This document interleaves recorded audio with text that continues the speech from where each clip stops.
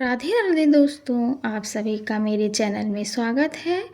आज बात करेंगे माता अन्नपूर्णा के व्रत के बारे में और व्रत की कथा के बारे में। मार्गशीर्ष मास के कृष्ण पक्ष की पंचमी से प्रारंभ होता है और मार्गशीर्ष के शुक्ल की जो छठी होती है शुक्ल पक्ष की को समाप्त हो जाता है।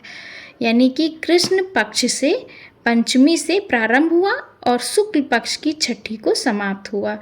17 दिनों का हुआ ये व्रत। कई लोग 21 दिन का करते हैं, कहीं कहीं 21 दिन और कहीं कहीं 17 दिन का यह व्रत होता है। तो अब इसकी कथा सुनते हैं। एक समय की बात है, काशी निवासी धनंजय की पत्नी का नाम सुलक्षणा था। उसे अन्य सब सुख प्राप्त थे, केवल निर्धनता ही उसके दुख का एकमात्र कारण थी। यह दुख उसे हर समय सताता रहता था। एक दिन सुलक्षणा पति से बोली, स्वामी आप कुछ उद्यम करो तो काम चले, इस प्रकार कब तक काम चलेगा।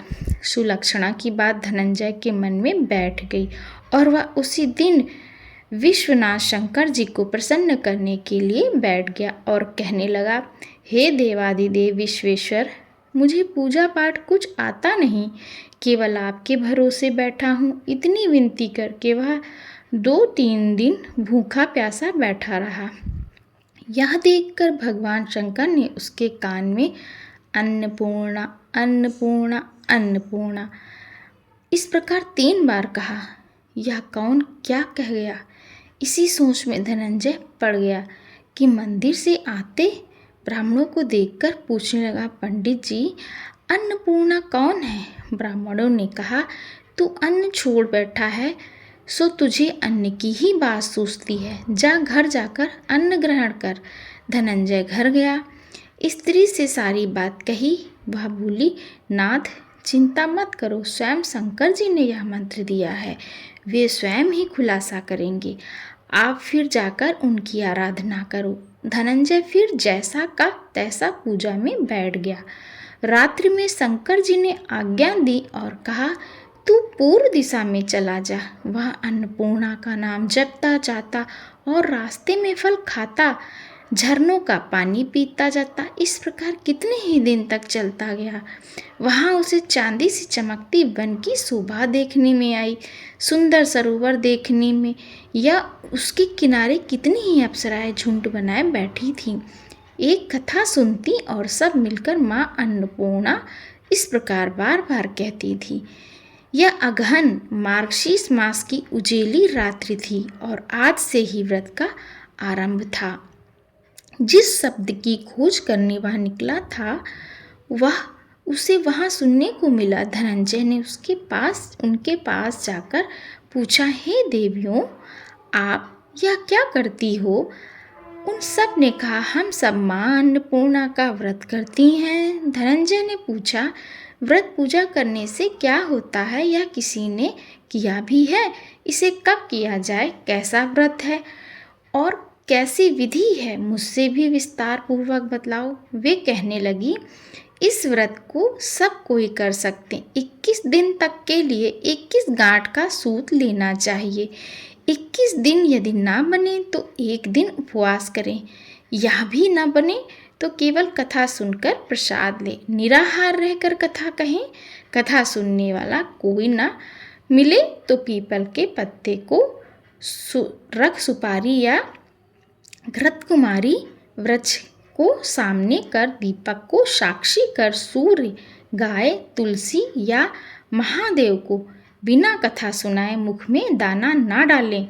यदि भूल से कुछ पड़ जाए तो एक दिवस फिर उपवास करें। व्रत के दिन क्रोध ना करें और झूठ ना बोले।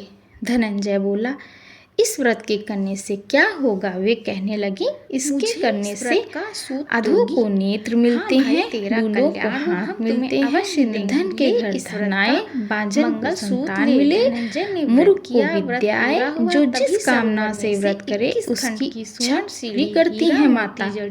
वह कहने लगा, बहनों मेरे पास भी धन नहीं है, विद्या नहीं है, कुछ भी तो नहीं है, मैं तो दुखिया ब्राह्मण हूँ।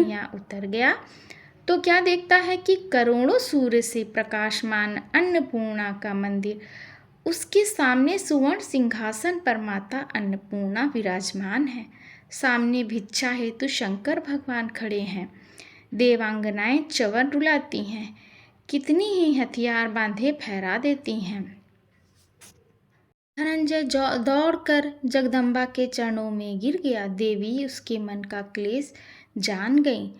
धनंजय कहने लगा, माता आप तो अंतर्यामी हो, आपको अपनी दशा क्या बताओ। माता बोली, मेरा व्रत किया है, जा संसार तेरा सत्कार करेगा। माता ने धनंजय की जीवा पर बीज मंत्र लिख दिया। अब तो उसके रोम रोम में विद्या प्रकट हो गई। इतने में क्या देखता है कि वह काशी विश्वनाथ के मंदिर में खड़ा है। माँ का वरदान ले धनंजय घर आया। सुलक्षणा से सब बात कही। माता जी की कृपा से उसके घर में संपत्ति उमड़ने लगी। छोटा सा घर बहुत बड़ा गिना जाने लगा। जैसे शहद के छत्ते में मक्खियाँ जमा होती हैं, उसी प्रकार अनेक सगे संबंधी आकर उसकी बड़ाई करने लगे। कहने लगे, इतना धन और इतना बड़ा घर, सुंदर संतान नहीं तो इस कमाई का कौन भोग करेगा। सुलक्षणा से संतान नहीं है, इसलिए तुम दूसरा विवाह करो। अनिच्छा होते हुए भी धनंजय को दूसरा विवाह करना पड़ा और सती सुलक्षणा को सौत का दुख उठाना पड़ा। इस प्रकार दिन बीतते गए। फिर अगहन मास आया। नए बंधन से बंधे पति से सुलक्षणा ने कहलाया कि हम व्रत के प्रभाव से सुखी हुए हैं, इस कारण यह व्रत छोड़ना नहीं चाहिए। यह व्रत माता जी का प्रताप है जो हम इतने संपन्न और सुखी हैं। सुलक्षणा की बात सुन धनंजय उसके यहाँ आया और व्रत में बैठ गया। नई बहू को इस व्रत की खबर नहीं थी। वह धनंजय के आने की राह देख रही थी। दिन बीतते गए और व्रत पूर्ण होने में 3 दिवस बाकी थे कि नई बहू को खबर पड़ी। उसके मन में ईर्ष्या की ज्वाला दहकने लगी थी। सुलक्षणा के घर आ पहुंची और उसने वहां भगदड़ मचा दी। वह धनंजय को अपने साथ ले गई। नए घर में धनंजय को थोड़ी देर के लिए निद्रा ने आ दबाया। इसी समय नई बहू ने उसका व्रत का सूत तोड़कर आग में फेंक दिया।